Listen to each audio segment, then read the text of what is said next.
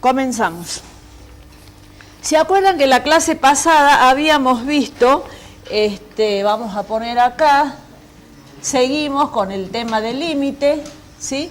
En la clase pasada, o en la clase anterior, habíamos calculado los límites iterados.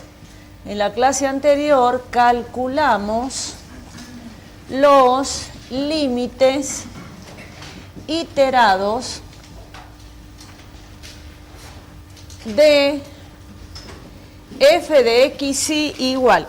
Y era la función x cuadrado por y sobre x cuadrado más y al cuadrado. Y esos dos límites iterados, ¿se acuerdan que había dado?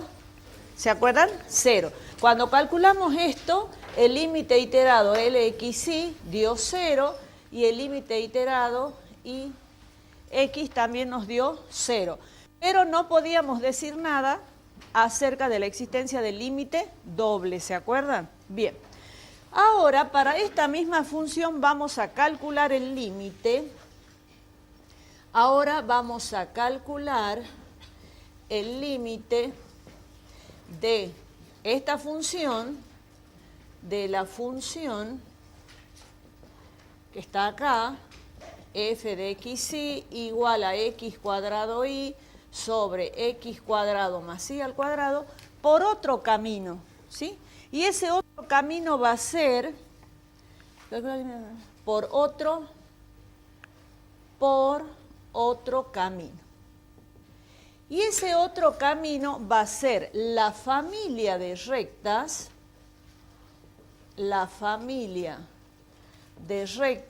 y igual a mx, ¿sí? ¿Por qué decimos que es una familia? Porque está el parámetro m que puede tomar distintos valores, m es la pendiente, ¿no es cierto? Entonces acá tengo infinitas rectas, en este caso que pasan por el origen.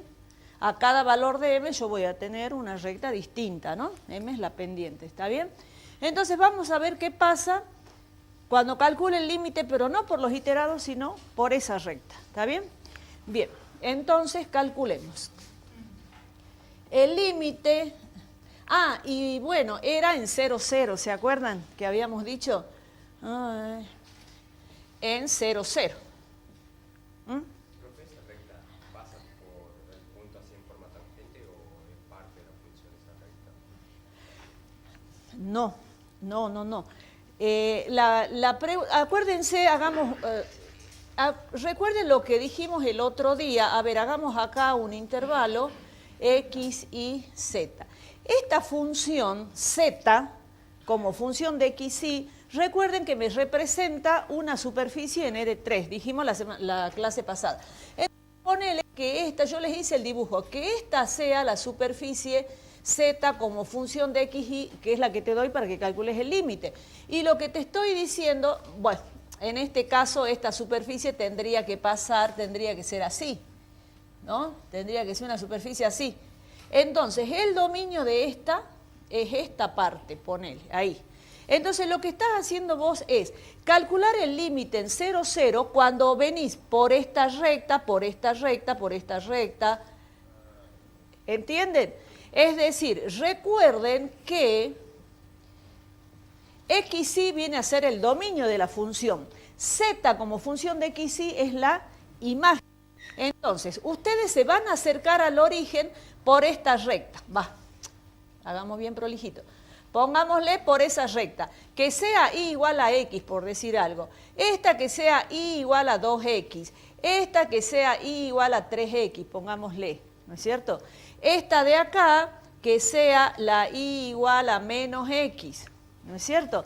Entonces el m, ven que van cambiando. Entonces yo me voy a acercar al origen por distintas rectas. Y voy a ver qué pasa cuando me acerque acá. ¿Qué pasa con la función en este punto que va a ser la imagen? Si tengo límite o no tengo límite. Esa es la idea. ¿Se entiende? No sé si respondo a tu pregunta. Bien, volvamos acá. Entonces, el límite de x rayita cuando tiende a 0 rayita, recuerden que el x era el xy y el 0 es el 0, 0. Entonces yo me estoy acercando, pero en el plano X, ¿sí? Al 0, 0. Me estoy acercando aquí. ¿Está bien? Bueno, ¿de quién? De esta función x cuadrado y sobre x cuadrado más y cuadrado. Por supuesto, chicos, que el gráfico de esta función no es este, ¿no? Yo ahí hice un gráfico esquemático, un gráfico representativo. Si ustedes usan el SOSMAPLE y quieren dibujar eso, ahí les va a dar bien cómo es esa superficie, ¿no? Bien, vamos ahora a la recta. Cuando yo voy a reemplazar y por mx, fíjense que la variable y ya no va a figurar porque va a estar reemplazada por esto. Por lo tanto, cuando yo ponga el límite, ¿sí? Voy a poner de x solo tiende a 0, es decir, sin las rayitas, porque es la variable x solita la que tiende a 0, porque y ya está reemplazada en función de x. Entonces reemplacemos x cuadrado por y, que es mx, sobre x cuadrado más y cuadrado, que sería m cuadrado x cuadrado. ¿Está bien? Ojo con esos detalles, ¿no? Acá va x rayita, 0 rayita, y aquí x solo, 0 solito. Hagamos cuentas, el límite de x cuando tiende a 0, de x cubo por m sería mx cubo, sobre x cuadrado, saco factor común, 1 más m cuadrado. ¿Bien? ¿Qué puedo hacer ahí? Puedo simplificar el x cuadrado del denominador con el x cubo, acá, acá. ¿Y qué me va a quedar? Me va a quedar, lo anoto, el límite de x cuando tiende a 0 de mx sobre 1 más m cuadrado. Bueno, acá hay que mirar un poquito el denominador. Cuando se les presente estas situaciones, fíjense, cuando x tiende a 0, el numerador va a ser 0. 0 sobre algo que sea distinto de 0 me va a dar 0. O sea, yo me tengo que asegurar que este denominador no sea 0. ¿Por qué? Porque me va a parecer el 0 sobre 0. ¿Este denominador alguna vez podrá ser 0? No, porque es 1 más m cuadrado, el m cuadrado va a ser positivo. Entonces, este denominador siempre va a ser distinto de 0. La cosa hubiera cambiado si hubiera tenido un signo menos ahí, ¿no? Pero ahí no hay problema. Por lo tanto, el x cuando tiende a 0, dividido algo que no es 0, esto me da 0. Y hay que aclarar para todo m, para todo valor de m, eso es 0, ¿sí? Bien. Entonces, fíjense, por lo tanto, el límite de el iterado xy me dio 0. Eso lo hicimos la clase pasada, ¿sí? El iterado Lix también me dio 0. Lo hicimos la clase pasada. Y ahora estamos calculando el límite por la familia de rectas. Le pongamos LS1, ¿sí? Por el camino de la familia de rectas. Son muchas rectas, le podríamos poner LS1, LS2, LS3, ¿no es cierto? Todo nos LS2, pongamos LS3. Con esto estoy indicando las distintas rectas con las que me acerco al origen. Y también me da 0. Resulta que todos los límites me dan 0. Pregunta, ¿puedo asegurar que existe el límite doble?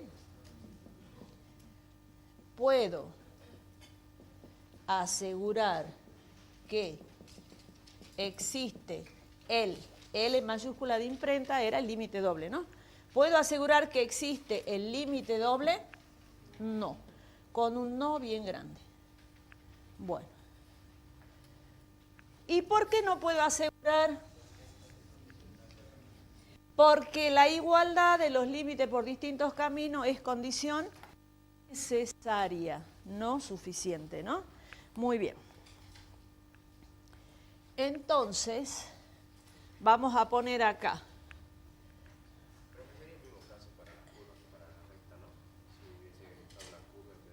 Claro, en la práctica van a ver que en vez de familia de rectas creo que hay una parábola. Vámosle, cualquier curva que se acerque al origen. ¿Sí? Bien, entonces, vamos a poner formalmente cómo se les preguntaría a ustedes, verdadero o falso, cómo puede aparecer la pregunta. ¿Sí? La pregunta puede aparecer así. Si el límite LXY, o sea, el iterado LXY, es igual a LIX y es igual al límite por el camino 1, el límite por el camino 2, puntos suspensivos, el límite por el camino n, si esos límites son iguales, entonces existe el límite de x cuando tiende a 0, de f de xy, y acá pongamos igual a 0, ¿no? Porque en este caso nos dio 0, pero puede dar otro. Si aquí nos dio 0, este límite da 0. Bueno. ¿Verdadero o falso? Falso, falso, falso. No se vayan a querer confundir. Falso, falso. ¿Sí? Muy bien. Entonces ustedes dirán, y bueno, ¿cómo hago para encontrar el límite doble si por la condición necesaria no puedo asegurar? Vamos a usar coordenadas polares. Entonces escriban. Para ver si les dicto, para ver si el límite doble existe,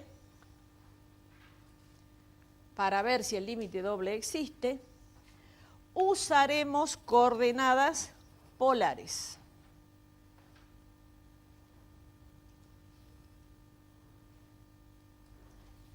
Bien, vamos anotando y después volvemos a escribir una pequeña redacción.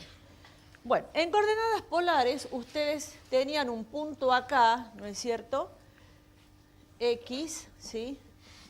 XY, esto es X, esto es Y.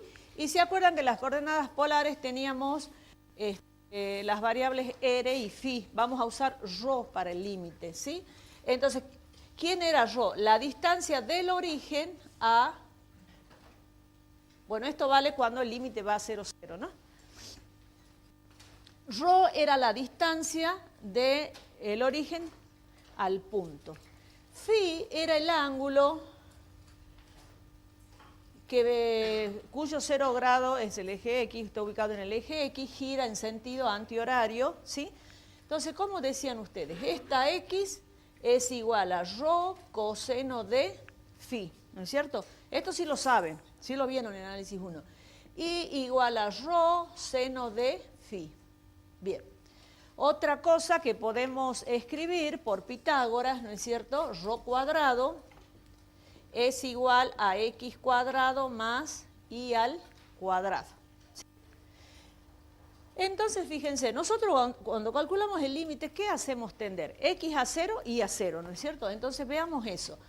Cuando x tiende a 0 y cuando y tiende a 0, ¿qué pasa con ρ? Entonces, ρ, ¿a cuánto va a tender? A 0 también. ¿Por qué? Porque este se va a ir achicando, este se va a ir achicando y ρ también. Entonces, ρ va a tender a 0 cuando x e y tiendan a 0. ¿Está bien? Muy bien. Entonces, les digo primero, después se los dicto. Tomando coordenadas polares, nosotros vamos a barrer todo el entorno. Recuerden que esto está dentro de un entorno, ¿no es cierto? Está dentro de un entorno. Entonces, nosotros haciendo variar Φ de 0 a 2π, ¿qué hacemos? Barremos todo el entorno. Y ahí es como que estamos considerando o absorbiendo todos los caminos que puedan entrar, ¿sí?, al 0, 0. ¿Está bien? Entonces, a ver, les dicto una pequeña redacción. Tomando coordenadas polares, anoten. Tomando coordenadas polares, barremos todos los puntos del entorno.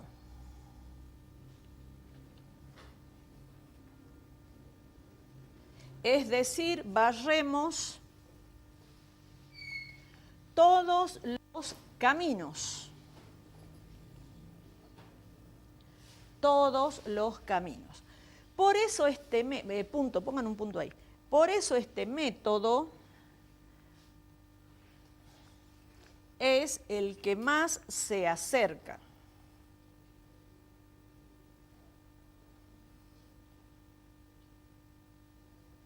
Vamos a poner entre paréntesis, no es del todo estricto, ya les voy a decir por qué, no es del todo estricto, ¿sí? Pero así lo consideraremos. Y ahora les explico.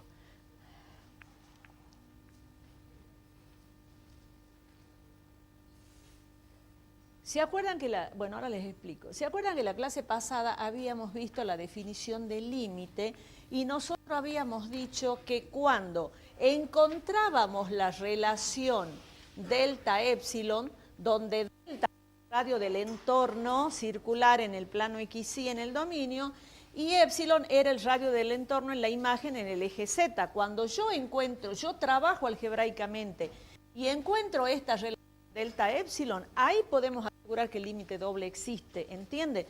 Pero nosotros en esta cátedra, aparte recuerden, ustedes son estudiantes de ingeniería, no vamos a trabajar con esto, ¿entienden? Directamente, usando coordenadas polares que barren todos los caminos que pudieran llegar al 0, 0, para nosotros va a estar bien, está bien, ese va a ser el valor del límite doble, ¿entienden?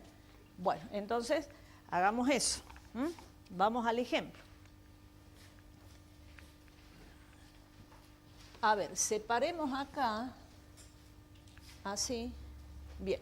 Entonces, en el ejemplo anterior,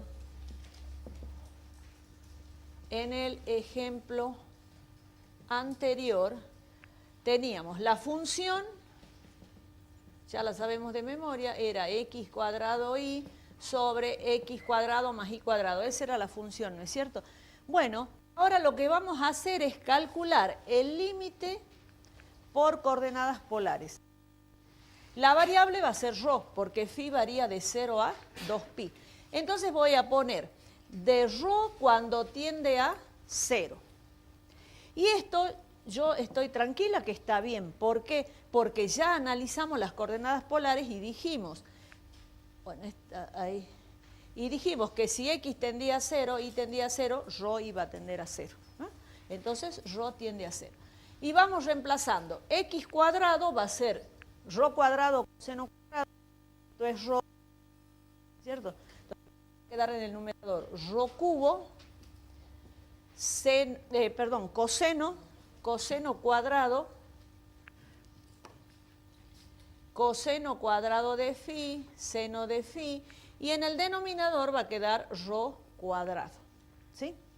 Simplifico ρ cuadrado con ese cubo, ¿y qué me queda? Me queda el límite de ρ cuando tiende a 0 de ρ, coseno cuadrado de phi, seno de phi.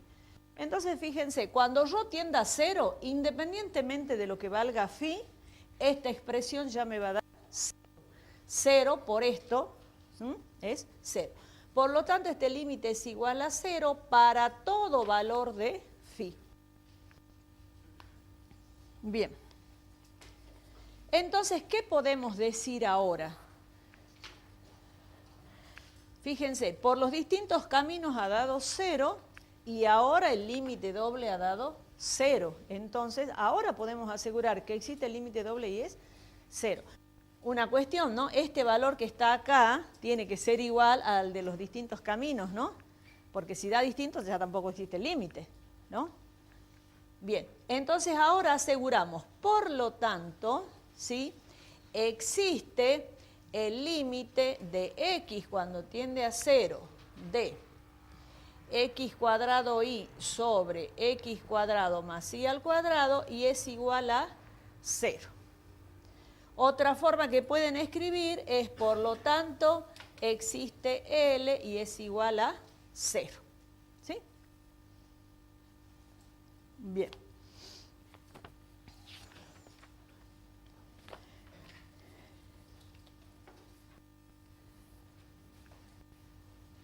Vamos a ver ahora, ya vamos a volver enseguida con la condición necesaria. Fíjense que acá estamos también Veamos un poquito la condición necesaria. Estos límites son iguales, pero nosotros no aseguramos que existe el límite doble, ¿no es cierto? ¿Cómo hacemos? Usamos coordenadas polares y si me da el mismo valor que acá, es. Y si no, no puedo asegurar nada. Hasta allá no puedo asegurar nada. ¿Se acuerdan que yo les decía ayer, bueno, cómo hacemos para ver la existencia del límite doble? Esta es la forma.